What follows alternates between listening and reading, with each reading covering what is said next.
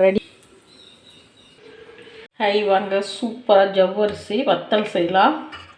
பாருங்கள், 3 பாக்கெட்டு ஜவ்வரிசி 200 gram 3 packet நல்லா கழுவிட்டு ஒரு 5 மணி நேரம் ஊற வச்சாச்சு. இப்போ இதை நல்லா தண்ணி ஒரு 200 கிராம்னா 1 டம்ளர், பெரிய டம்ளரில் 1 டம்ளர் இருக்கிறவங்க லைக் பண்ணுங்கள், கமெண்ட் பண்ணுங்கள், ஷேர் பண்ணுங்கள். புதுசாக பார்க்குறவங்களும் ஒரே ஒரு சப்ஸ்கிரைப் பண்ணி விடுங்க. சூப்பராக நல்ல வெயில் வில்லேஜ் வீட்டுக்கு வந்திருக்கேன். இங்கெல்லாம் வசதி போடுறதுக்கு, அதனால் சரி ஜவ்வரிசி வத்தல் போட்டு எடுத்துக்கு போகலான்னு ஜவ்வரிசி நேற்று வாங்கிட்டு வந்து இன்றைக்கி ஜவ்வரிசி ஒரு 5 விசில் நைட்டே ஊற வச்சுட்டேன் ஜவ்வரிசியை. அதனால் ஒரு 5 விசில் விட்டிங்கன்னா போதும். 1 டம்ளருக்கு 3 டம்ளர் தண்ணி வச்சேன். 3 டம்ளருக்கு 10 டம்ளர் தண்ணி வச்சு ஒரு 5 விசில் ஸ்லோவில் வச்சு எடுத்து வச்சாச்சு. இப்போ பாருங்கள், அதோடு இது கலந்து செஞ்சால் ரொம்ப நல்லாயிருக்கும். பச்சரிசி மாவு கட்டி இல்லாத இதே போல் கலக்கணும். 2 டம்ளர் அரிசி ஒரு 4 டம்ளர் தண்ணி ஊற்றி கலந்து வச்சுருக்கேன். கட்டியே கொஞ்சம் கூட இருக்கக்கூடாது. தண்ணி தனியாக வச்சுக்கணும். ஜவ்வரிசி வேக வச்சு பாருங்கள் நல்லா வெந்துருச்சு. இதை தனியாக இப்போ எடுத்து வச்சுருக்கேன். இந்த மாதிரி வேக வச்சு நல்லா வெந்த உடனே எடுத்து வச்சுட்டு மாவு இப்படி கரைச்சி இப்போ பாருங்கள் தண்ணி நல்லா கொதிக்கணும். கொதித்த பின்னாடி இதில் ஊற்றி நல்லா மத்து போட்டு கட்டி இல்லாத கிளறி அந்த ஜவ்வரிசி இதில் ஊற்றி நல்லா எல்லாம் ஒன்றா கலக்கி இப்போ உப்பு போட்டுக்கலாம். இதுலேயே உப்பு போட்டுக்கலாம். ஜவ்வரிசிக்கு இதுக்கும் சேர்த்து ஒரு 4 ஸ்பூன் உப்பு போடும் போதும். நிறையா போட்டு நல்லா கொதிக்கட்டும். கொதித்த பின்னாடி இந்த மாவை அரிசி மாவு பச்சரிசி மாவு நெய்ஸாக அரைச்சிட்டு வந்துடணும். மிஷின்லேயோ மிக்சிலேயோ நான் அரைச்சிட்டு வந்து நெய்ஸாக மிஷினில் தான் அரைச்சிட்டு வந்திருக்கேன்.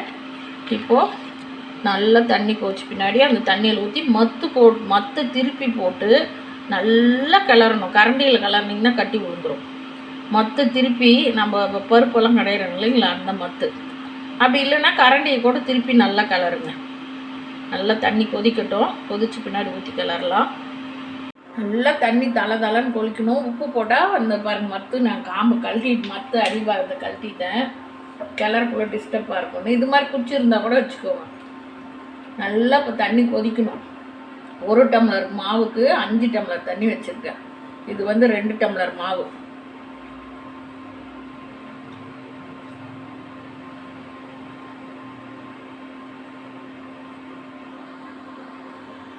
தண்ணி நல்லா கொதிக்குது. ஸ்டவ் ஸ்லோ பண்ணிக்குவோம், ஏன்னா கையில் தெரிக்கும்.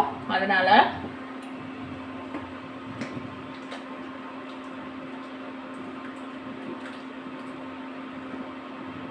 நல்லா கை எடுக்காத கலரணும். நல்லா சுற்றி நடுவில் அப்படி நல்லா கலரணும்.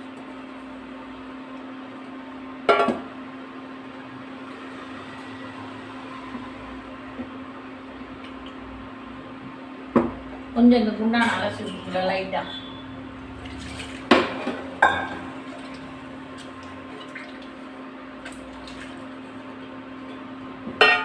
நல்லா கிளறிட்டே இருங்க, கட்டி விழுந்துடும். கையே எடுக்கக்கூடாது. நல்லா கிளறிட்டே இருக்கணும். ஒரு கட்டி கூட இல்லாத நல்லா கிளறிக்கலாம். நல்லா கட்டி இல்லாத பாருங்க, ஸ்லோவாக வச்சு கிளறிட்டேன். ஒரு கட்டி இல்லாத. இப்போ நம்ம தண்ணியில் தொட்டு இப்படி பார்த்து இப்படி பண்ணால் கையில் ஒட்டக்கூடாது. பாருங்க, அப்படியே கோழி குண்டு மாதிரி வருது. இப்போ மாவு வெந்துருச்சு. இப்போ இதுலேயே ஜவ்வரிசி ஊற்றிக்கலாம். நல்லா கிண்டணும், கையே எடுக்காத பாருங்கள். ஒரு 10 நிமிஷமாக ஸ்லோவாக ஸ்டவ் வச்சுக்கணும். அனல் அதிகமாக வச்சிங்கன்னா கட்டி விழுந்துடும். நம்ம மாதிரி இருக்கிறவங்கெல்லாம் ஸ்லோவாக வச்சு கிளறணும். ஒரு கட்டியில் நல்லா வந்துருச்சு. இப்போது இதில் நான் வந்து பச்சை மிளகா அரைச்சி ஊற்றணும், சீரகம் போடணும். ஸ்டவ் ஸ்லோ வச்சுக்கலாம். இன்னும் சீரகம் போடணும், உப்பு போட்டாச்சு. சீரகம், பெருங்காயம், பச்சை மிளகா அரைச்சி ஊற்றணும். நான் வந்து சென்னையிலேருந்து வில்லேஜ் வீட்டுக்கு வந்தேன், ஒரு வேலையாக வந்தேன். அதனால் பச்சை மிளகா இல்லை வீட்டில். அதனால் நான் கொஞ்சம் மிளகாத்தூள் போட்டுக்கிறேன். நல்ல பெருங்காயம் போடுங்க. ஒரு 3 ஸ்பூன் பெருங்காயம், சின்ன ஸ்பூனில் 3 ஸ்பூன் பெருங்காயம். சீரகம் அப்படியே போட்டுக்கலாம், நல்லாயிருக்கும். சீரகம் ஒரு நல்ல ஜீரண சக்தி. ஒரு 4 ஸ்பூன் சீரகம். அந்த காரம் இருந்தால் தான் டேஸ்ட் இருக்கும். அதனால் நீங்கள் பச்சை மிளகா தான் அரைச்சி ஊற்றணும் இதுக்கு, அப்போ தான் டேஸ்ட்டு. நான் வந்து திடீர்னு வந்ததுனால சரி போன தடவையே ஜவ்வரிசி வாங்கி வச்சு டைம் இல்லைன்னு விட்டுட்டு போயிட்டேன். சரி இந்த தடவை போட்டு எடுத்துகிட்டு போயிடலாம். இங்கே எனக்கு காய வைக்க கீழே வசதி. அங்கே மாடி 3 மாடி ஏறணும். 2 மாடி ஏறி 3ஆவது மாடியில் இருக்குது மொட்டை மாடி. என்னால் ஏற முடியாது, அதனால் கால் வலி. இது நல்ல வசதி, கீழவே நல்லா காரம் போட்டு காம்பவுண்ட் சொல்கிறதுனால இப்படி நல்லா கலக்கி நல்லா மாவு வெந்துச்சு. சூப்பராக பாருங்கள் வெந்துச்சு. இப்போ இதுலேயே ஜவ்வரிசி நம்ம வேக வச்சு எடுத்து வச்சுக்கோல, அதை ஊற்றி கலக்குவோம். பாத்திரம் வேறு பத்தாது போல் இருக்குது. இதுலேயே ஊற்றி கலக்கணும். கலக்கி அப்படியே சூடோட கரண்டியில் அப்படியே எடுத்து அப்படியே ரவுண்டாக விட்டுருணும். நீங்கள் முறுக்கொலையில் புளியிருந்தாலும் புளியெலாம், நான் கரண்டியில் விட போகிறேன். ஏற்கனவே ஒரு வத்தல் அரிசி மாவு வத்தல் வந்து புளிஞ்சிட்டேன். இது கரண்டியில் நல்லா கலக்கிக்கணும்.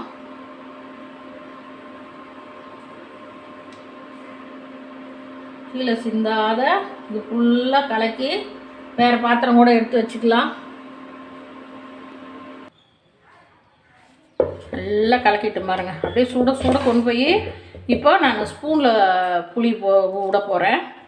ஸ்பூனில் இல்லை சின்ன கரண்டி இருந்தால் நல்லா இது மாதிரி கலக்கணும். கலக்கியாது பாருங்கள் சூப்பராக. இப்போ போயிட்டு வெயிலில் துணி போட்டு ஆறுறதுக்குள்ளே புளிஞ்சு விட்ருணும், நல்லா கட்டி ஆகிடும்.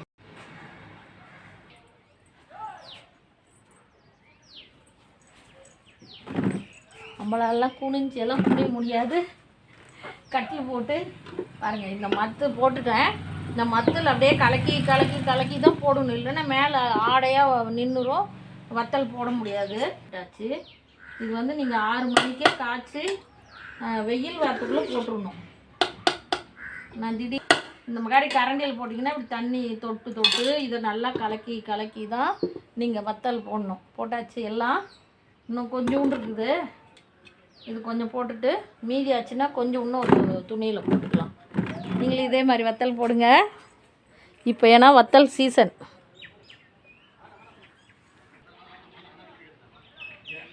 இந்த மாதிரி போட்டிங்கன்னா நாளைக்கு இன்றைக்கி வெயில் நல்லா அடித்தா காஞ்சிரும்.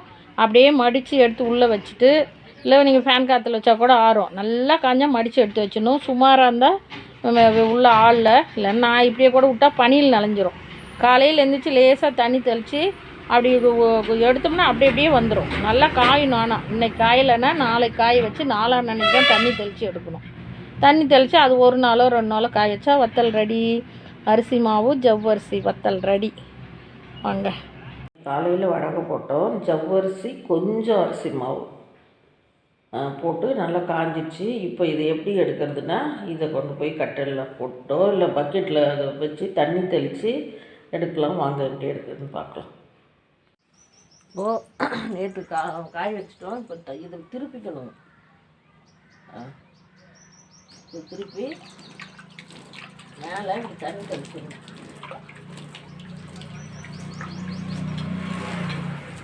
இந்த தண்ணி தெளிச்சா அது அப்படி ஊறி வரும். அப்படியே திருப்பி போட்டு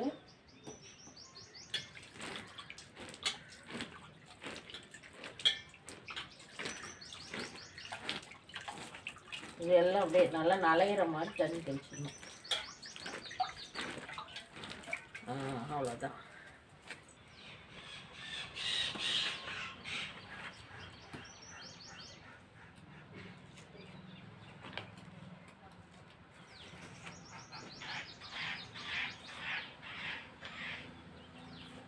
நிறைய வரும் மூடிடுச்சு. நல்லா காஞ்சிது இல்லைங்களா, அதனால் அப்படியே துணியில் பிடிச்சிக்கோங்க. ஈரம் மட்டும் அப்படியே வந்துடும், கொஞ்சம் கூட உடையவே உடையாது.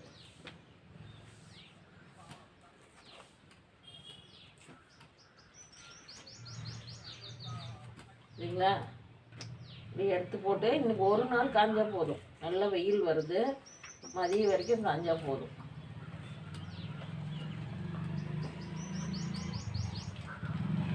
சூப்பராக எல்லாத்தையும் எடுத்துட்டு பார்க்கலாம். இது எல்லாம் ஃபுல்லாக நல்லா தண்ணி தெளிச்சிடணும். எல்லாமே நல்லா நனைஞ்சிடணும். அப்படியே எடுத்தால் ஈஸியாக வந்துடும். இது மாதிரி செஞ்சிங்கன்னா தான் வத்தல் வரும் மறுநாள். நாள் நல்லா வெயிலில் காய வச்சுட்டு மறுநாள் திருப்பி போட்டு அடிப்பக்கம் தண்ணி தெளிக்கணும். தெளித்து நல்லா தெளிங்க, ஒன்றும் பயமே இல்லை. நல்லா தெளிச்சிங்கன்னா அப்படியே சொலையோ உடையாத வரும். எல்லாம் எடுத்துகிட்டு பார்க்கலாம்.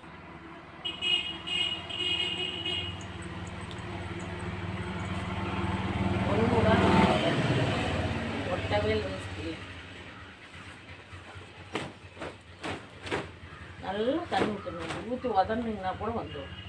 நல்லா கையில் எடுத்துட்டு ஒன்று கூட உடையவே அப்படி மணி மணியாக அவ்வளோதான். இன்னைக்கு காஞ்சா போதும். சூப்பராக வத்தல் ரெடி. இப்படியே கட்டலில் காய வச்சுட்டோம்னா காஞ்சி. வெயில் நல்லா வருது. ஒரு பீஸ் கூட உடையவே இல்லை. ஆனால் நல்லா காஞ்சிது பின்னாடி தான் நீங்கள் தண்ணி தெளித்து எடுக்கணும். அப்போ தான் நல்லா சொலையாக ஒரு நல்ல தண்ணி தெளிச்சிடணும்.